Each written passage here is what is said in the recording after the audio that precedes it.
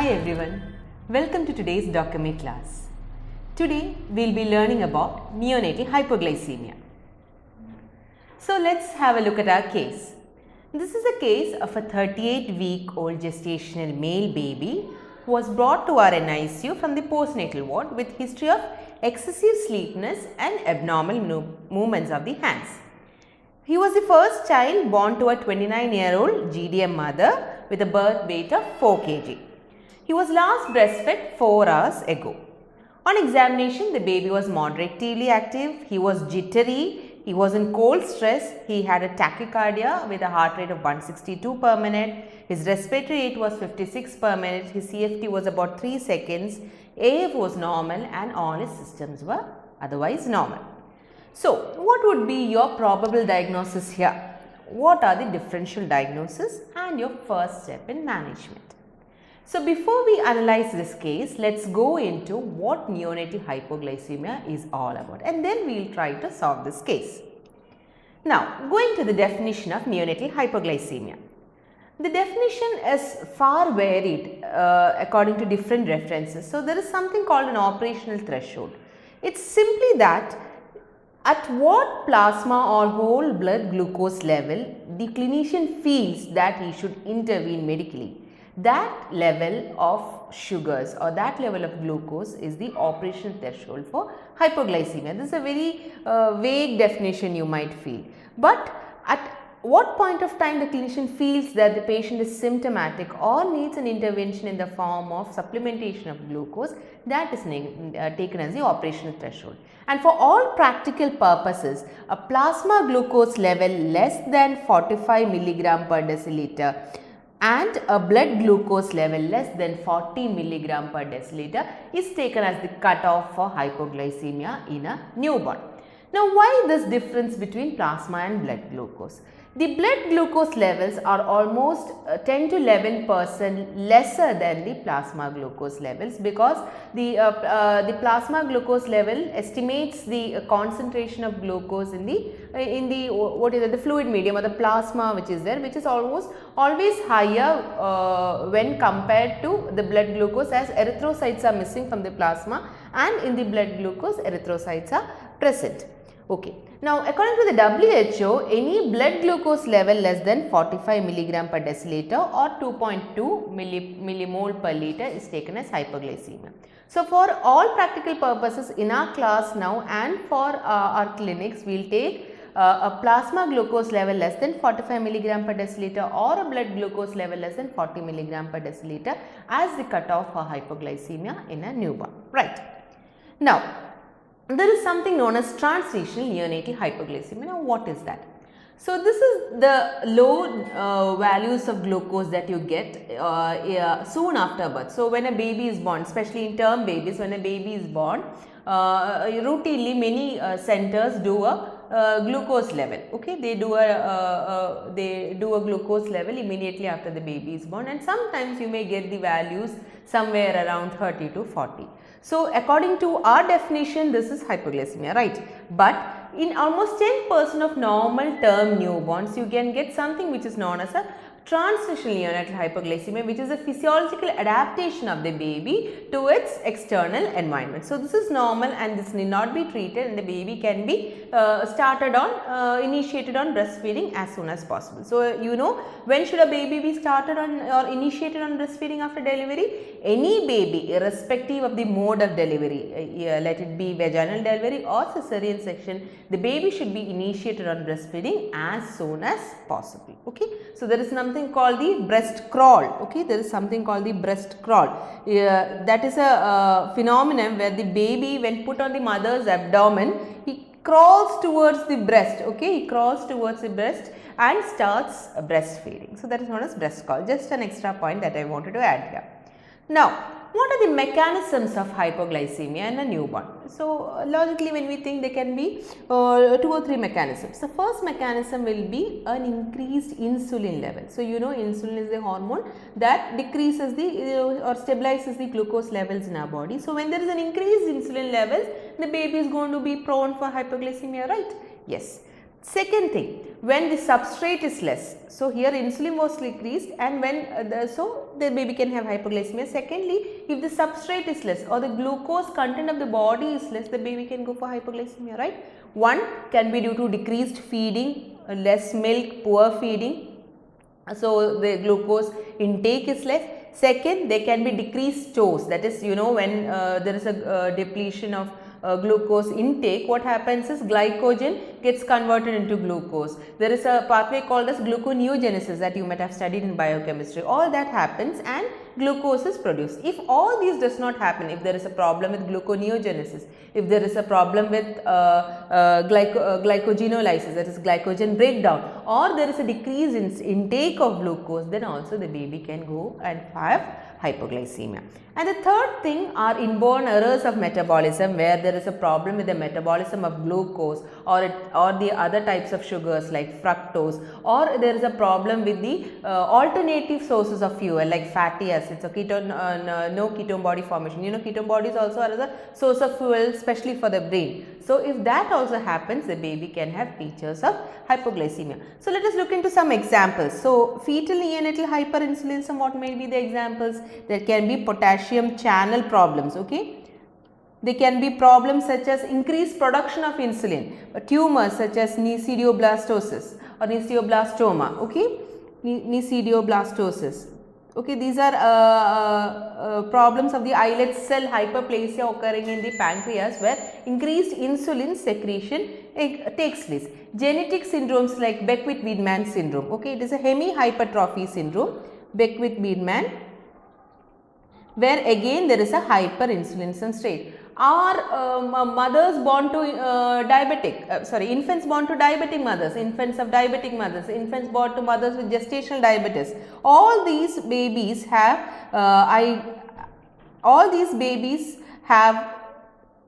a sort of hyperinsulinism which is happening in their body, because the mother has hyperglycemia. There is an increased insulin secretion. This affects the fetal pancreas also, which in turn increases the insulin secretion. So babies born to IDM mothers, DDM mothers, babies with some genetics, genetic mutations in the potassium channels, nesidioblastosis, or genetic syndromes like Beckwith-Wiedemann syndrome can have hyperinsulinemic type of hypoglycemia.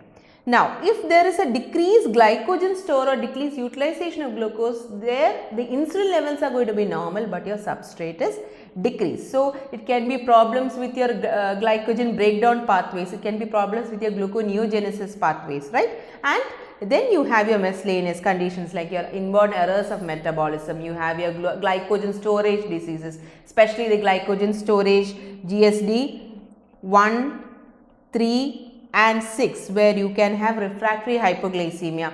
Maternal drug intake like maternal propranolol, maternal terbutaline, maternal OHAs, oral hypoglycemic agents, where the baby can cross the placenta and baby can also have hypoglycemia. And then you have endocrine problems such as congenital hypopituitarism. So if the baby has a midline defect, a micropenis, refractory hypoglycemia, you can think of panhypopituitarism or a isolated GH deficiency or any type of pituitary deficiency that the baby might be having, because you know pituitary, if there is panhypopituitarism, there is decrease in the production of the counter regulatory hormones. Like what are the counter regulatory hormones we know of? Cortisol, okay, this is a counter regulatory hormone. This is one hormone that helps increase the glucose levels. Then there are other hormones, the thyroid hormone, all these are produced from the pituitary. So if there is a problem with the pituitary, you can have cortisol deficiency and hypoglycemia.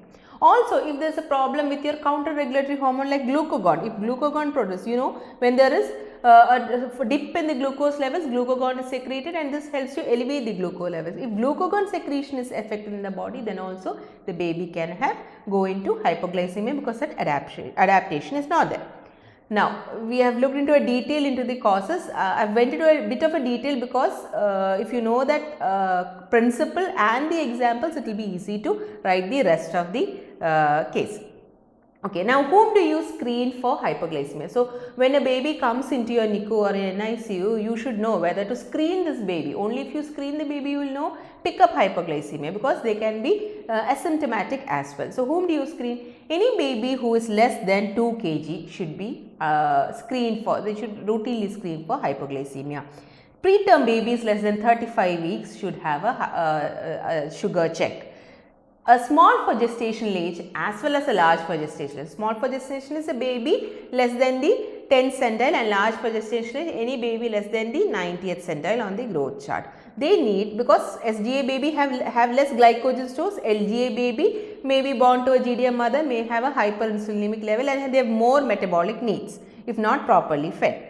Baby born to a mother with diabetes, overt diabetes or gestational diabetes. Mother with a setting of RH, if the baby has a RH hemolytic disease, the baby may go into hypoglycemia. Maternal medications I told you, propranolol, terbutaline, OHAs, all the babies of all these mothers are prone to develop hypoglycemia.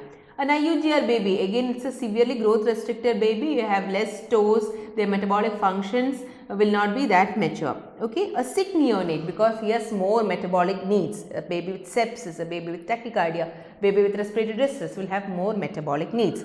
If there is genetic hypoglycemia, so fatty acid oxidation defects where ketone bodies are not formed, can go ahead present with recurrent hypoglycemia, glycogen storage diseases.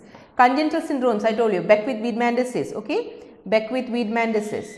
Parental nutrition, because when the patient is on total parental nutrition, there is a possibility that the baby can go into hypoglycemia. On the other hand, there can be hyperglycemia as well. Now, can you see this? This is a baby who is having a abnormally large tongue, okay, and if you look closely at the ears, you can see ear pits, okay. There is a umbilical hernia, and you can see one side of the body is hypertrophied. So, this is a case of Beckwith-Wiedemann syndrome, a congenital syndrome or a genetic syndrome that presents with hyperinsulinemic type of neonatal hypoglycemia, right. Now we saw whom all to screen for hypoglycemia. Now, when do you screen these children for hypoglycemia, or these babies for hypoglycemia? An at-risk neonate, all the neonates that we mentioned earlier, you should be screening them at regular intervals. That is, at birth you look for an RBS, then at 2 hours, 6 hours, then 12 hours, 24 hours, 48 hours, and then ultimately at 72 hours. So, at these intervals, okay, 2, 6, you can remember, no? 2, 6, then 6 2s are 12, 12 2s are 24, 24 2s are 48, and then at the end of the third day at 72 hours, you screen them for hypoglycemia. If it's a sick neonate will need more frequent screening. So, this is a regular screening that you are going to give. So, a sick neonate will need more frequent screening, that is every 6:30 to 8:30 according to the need of the baby you have to screen.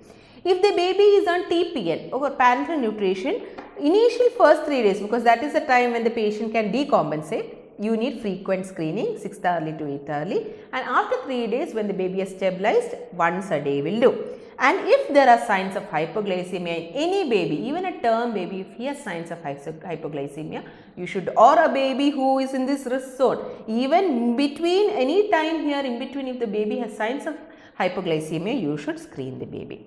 Now, how do you screen the baby? All of you must have seen, no, the glucometer and the glucometer strips. So, it's a point of care reagent strips. You make a prick on the foot of the baby. So, you should be wearing a sterile glove. So, if suppose this is the foot of the baby, you draw a V, okay. So, this is the sole of the baby, okay. Okay, and at the heel, at the part of the heel, you draw a V, and this area that you see here, these are the 2 areas that you can prick the baby to get a blood sample for the glucometer. So, what you do, you clean the area, you rub the area so that it becomes warm, okay, because you are looking at the capillary blood basically here. So, you warm the area, you clean the area well, and at this area you give a prick. The first drop should be discarded because it will be more of serum, and the second drop can be, there is a strip like this, and there will be an area where you can apply blood, and the blood should be applied here, and you get the value on the glucometer, right. Okay. Now, this is a bedside test. So, this problem with this bedside test is at low values, that is something below 50 or 40, you may not get an accurate reading. So, always if you get a low value, you should confirm it with a lab sample, and the lab, you know, it is sent in a sodium fluoride bottle. Okay. So that glycolytic pathway is cut off, and you do the test by a glucose oxidase method, which is the colorimetric method we have all learned in biochemistry, or you have the analyzer, the machines where you can do an electrode method. Another new thing is the CGMS, which is the continuous glucose monitoring system, where you apply an electrode to the baby and continuously look at it, because when you look at 2, 6, 12, 24, you will only know the values at this time. Okay, suppose everything is normal, but at 8 hours of life baby had a hypoglycemia, we have not detected it because we have not tested. So, if you do a CGMS continuously, every 5 minutes you will get a GRBS value, and you can know if the baby is going for hyperglycemia, because these dips can also affect your brain, right. Now, this is a glucometer. All of you must have seen this glucometer. So, here you apply the blood and you get the values here. Okay. Now, what are the clinical features? So, basically, hypoglycemia can be symptomatic or it can be asymptomatic. So, asymptomatic hypoglycemia is a big group of children where they have low sugars, but their body is adapted and the symptoms have not come out. Their brain or the other systems have not got adopted. If it is a symptomatic, it can be two types of symptoms. It can be a neurogenic symptom. A neurogenic symptom is where your autonomic system is stimulated and you have both adrenergic and cholinergic symptoms, and or it could be a neuroglycopenic. Okay, what is neuroglycopenic? Because there is glycopenic, decreased glucose to the neurons or your brain, you are getting the symptoms. So, what are the any symptoms? It is a very non-specific set of symptoms that you have for hypoglycemia. Even for sepsis, even for hypoglycemia, even for cardiac failure, you can have all these symptoms. Okay. So, the baby might be stuporous, altered sensorium, stuporous, drowsy, poor activity, baby will not be feeding well, there will be jitteriness, no? This tremor or shaking, jitteriness will be present, baby will be hypothermic. Okay, baby can be in cold stress. Cold stress means when you look for the temperature of the baby, both the usually what should happen, extremities should be warm, abdomen should be warm. In cold stress, the extremities will be cold, but the abdomen will be warm. When the baby goes for hypothermia, your extremities as well as the abdomen will be cold. Okay, so that is a very bad state the baby is in. Then if it affects the brain, baby can have convulsions, seizures. Okay, again the baby will be hypotonic. The baby have a shrill cry. Okay, or baby can have a very weak cry. Baby can go into recurrent apneas, gasping respiration may be present. Because I told you, the neurogenic symptoms, the autonomic disturbances can have profuse sweating, can have sudden pallor and also sudden cardiac arrest. So, these are the features that you have. Now, I told you classification into asymptomatic and symptomatic. So, when do you call it asymptomatic? When the blood glucose is less than 40 milligram per deciliter. Without symptoms, it is asymptomatic. With symptoms, it is symptomatic. Very easy. Now, how do you manage? This is the most important part of today's class. So, asymptomatic babies usually you manage initially with feeds, because it is not reached a state where you should immediately intervene. So, you first try feeds, and after feeds, if the baby does not resolve, you go for IV fluids. But a symptomatic baby on the other hand, already his brain has been affected because of the low glucose, you do not have time to waste, immediately you have to go for IV dextrose correction. So, with this we will go to this chart where algorithm where we will be dealing with the management. So, for the exam, if you just draw this algorithm, your management is going to be complete, right? Okay. So, if it is an asymptomatic baby, you have looked, you on routine screening, you have looked at the glucose levels, you have found that the glucose is low. So, if the glucose is between 20 to 40 milligram per deciliter, what you do is first you give a trial of oral feeds. Okay, you give a trial of breast milk. If breast milk is there, direct breastfeeding. If that is not there, EBM, or if breast milk is that deficient, you can try donor milk. Even if that is not there, go for formula feeds. So, it is direct breastfeeds or EBM or donor milk or formula. Formula comes last. Okay. So, you go for oral feeds and see what is happening, and after 1 hour you repeat the sugars. Okay, after 1 hour when you repeat the sugar, see what is the value. If the value is still less than 40 milligram per deciliter, if the value is still less than 40 milligram per deciliter, you have a different path to go.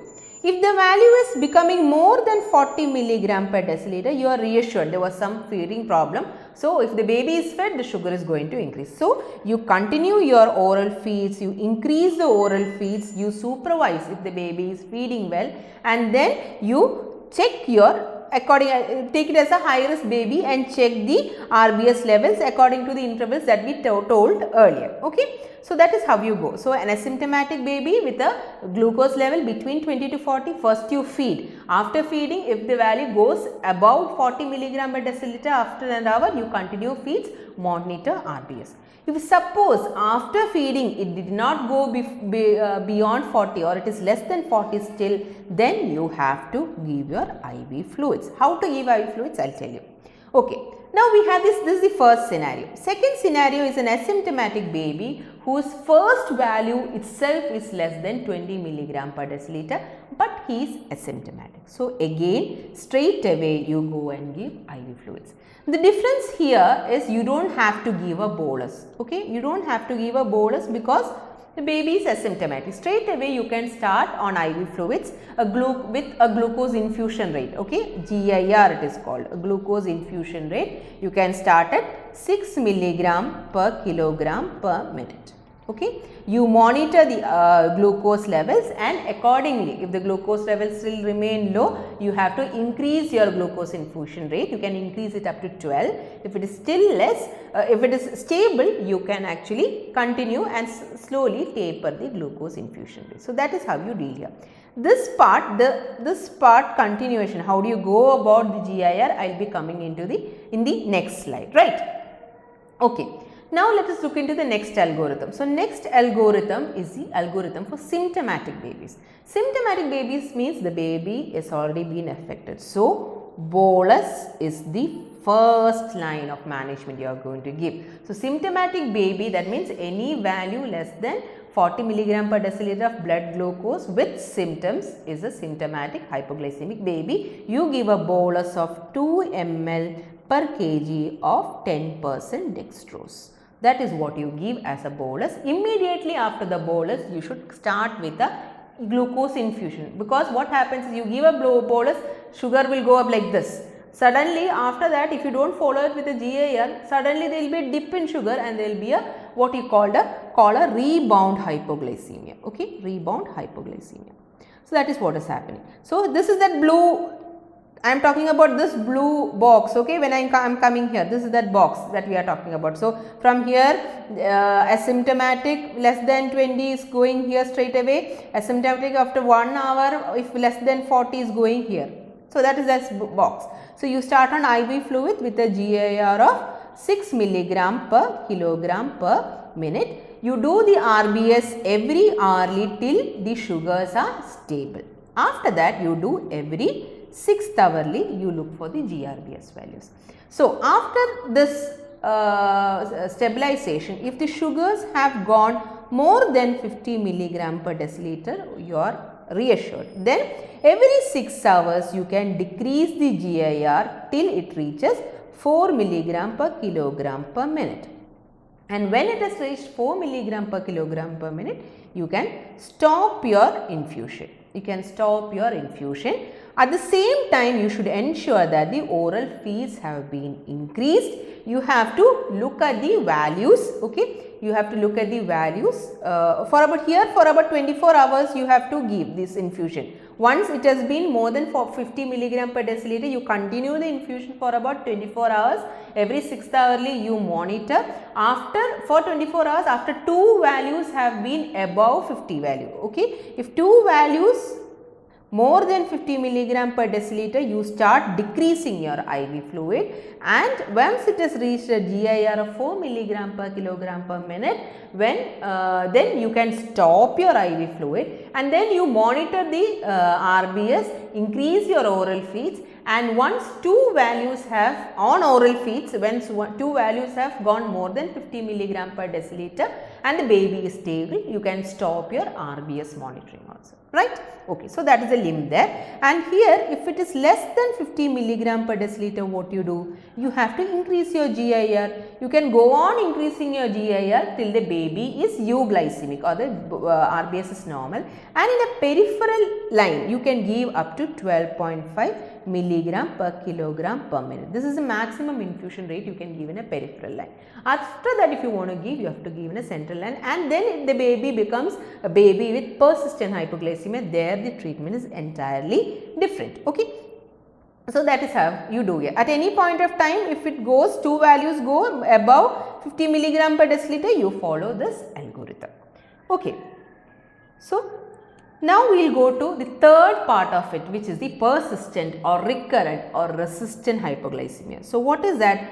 A hypoglycemic baby, despite a GIR of 12 milligram per kilogram per minute, is very high GIR, or the baby is not stabilizing, baby is continuing to have hypoglycemia even by 7 days, okay, of treatment, this baby is a baby with a problem.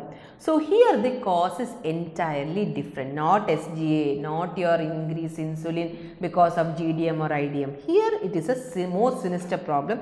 It can be a hyperinsulinemic type, which can be congenital or acquired, or a normoinsulinemic type. Okay, again I told you, problem with your counter regulatory, with your glucagon, with your cortisol, or it can be a IEM like it could be a fatty acid oxidation defect, glycogen storage disease, hereditary fructose intolerance and all that. So in these cases, you should take something known as a critical sample. A critical sample should be taken when the baby has hypoglycemia. Even before giving your correction, you take a critical sample. So what are the components of the critical sample? There are 4 things that you take in a critical sample. One is the insulin levels. Okay. Then you take your cortisol levels. Okay. So you take insulin levels, you take your cortisol levels. Okay. Then what do you want? You want your glucose levels also. You want to prove that the sugar is less. You want your glucose levels. Then you take your free fatty acids and the beta hydroxybutyrate levels. So these are the 4 things that you take in a critical, minimum 4 things that you take in a critical sample. For the investigations of recurrent hypoglycemia, you can do many other things. Okay, you can take a C-peptide level to see if it's exogenous or endogenous insulin that is being given. You can do genetic mutations. You can do the pituitary hormones, thyroid levels, growth hormone levels. All these you can do. But these are the 4 things minimum that you need. Now, how do you treat a refractory hypoglycemia? If it is a cortisol deficiency, you have to give hydrocortisone diazoxide. Okay, diazoxide it is a potassium channel agonist. It can also increase your sugar levels. Octreotide is a somatostatin analog which decreases the insulin levels. Glucagon is a counter-regulatory hormone which increases your glucagon levels. Now you have new things. Okay, these are the new things in town, the mTOR inhibitors. I am not going to what an mTOR inhibitor is. You just learn the names sirolimus and everolimus. Used in conditions like nisidioblastosis where there is an increased insulin production to bring down the tumor. And if all this does not work, you have to go for a near total pancreatectomy. So treatment summary, let's just summarize whatever we learned in the treatment, because this is the most important part of it. If the baby has hypoglycemia, that is for less than 40 milligram per deciliter blood glucose level or 45 in a plasma glucose level, see if it is asymptomatic or symptomatic. If it is asymptomatic, if it is 20 to 40 milligram per deciliter, or it is it between 20 to 40 or less than 20 milligram per deciliter. If it is less than, it is between 20 to 40, you give one trial of oral feed. Okay, after 1 hour you check the glucose. If it is more than 40 milligram per deciliter, you continue your oral feeds, do your glucose checks. Okay, glucose checking should be continued. If it is less than 20 milligram per deciliter, what you do? No, here again, if it is here after 1 hour, if it is less than 40 milligram per deciliter, you go and start your IV infusion at a GIR, dextrose at a GIR of 6 milligram per kilogram per minute. Okay, if it is an asymptomatic baby with initial glucose less than 20 milligram per deciliter, straight away go to your IV infusion with a GIR of 6 milligram per kilogram per minute. On the other hand, if it is a symptomatic baby, first thing is a bolus. I told you, symptomatic bolus, 2 ml per kg of 10% dextrose, and after that you start with an infusion GIR.